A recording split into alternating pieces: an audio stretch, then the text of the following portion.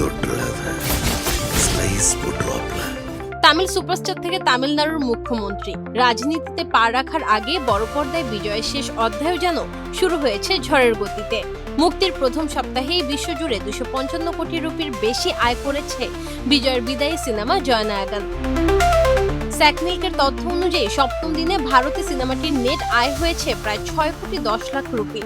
সব মিলিয়ে দেশে মোট নেট আয় দাঁড়িয়েছে প্রায় 149 কোটি 50 লাখ রুপি, আর গ্রস আয় করেছে 174 কোটি 63 লাখ রুপি। বিদেশের বাজার থেকেও এসেছে উল্লেখযোগ্য আয়।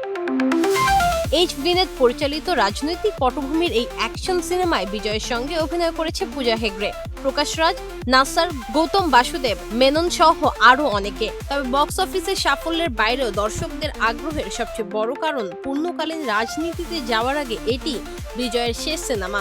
তাই এখন দেখার বিষয় দ্বিতীয় সপ্তাহেও জয়নায়গান কি একইভাবে বক্স অফিসে ঝড় তুলতে পারবে।